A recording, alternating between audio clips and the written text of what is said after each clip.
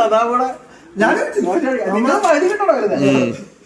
ചെമ്മീൻ സദാമ ചെന്നിരുന്നു ദോശ കഴിക്കാൻ.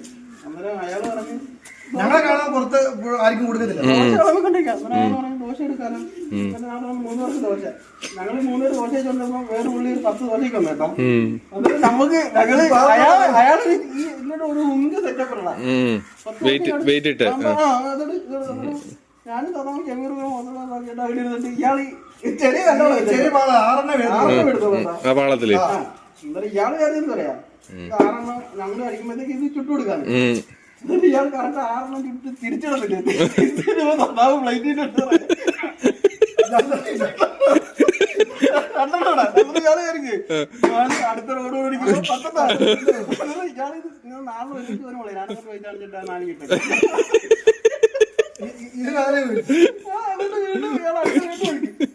വീണ്ടും ഒഴിച്ചപ്പോളേ വീണ്ടും ഒഴിച്ച് അടുത്ത 6 ഇട്ട് തിരിച്ചിടാൻ നേരത്തെ ചെമ്മീർ 3 കൂടി. ഇയാള് നോക്കിയിട്ട് ഒരു പാട് തരാം ഇങ്ങനെ പണിയോട് പാടാ.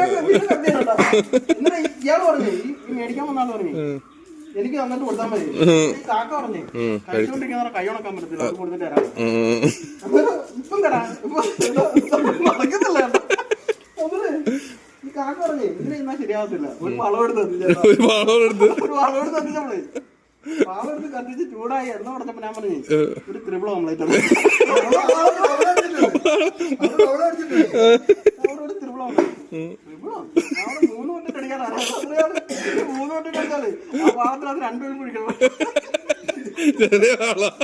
മറ്റേ കിട്ടിയില്ല ദോശ. അതാണ് ഈ മേടിക്കാൻ പറയുന്നത് വായുമണികളെ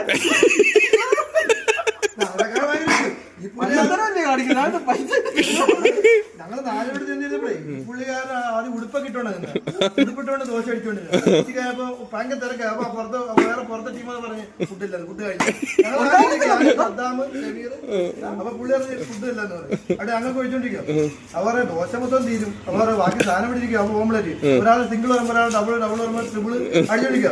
അവരെ ദോശ മുട്ടയുടെ പോലെ പാല പിടിച്ചിരിക്കുക. ഒരു നേരം പാല് കിട്ടും. പുള്ളിയുടെ ശരീരം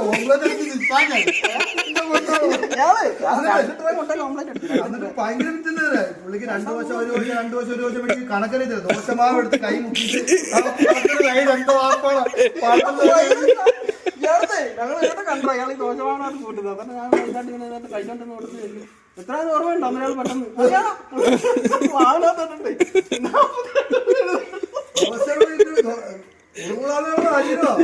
ദോശ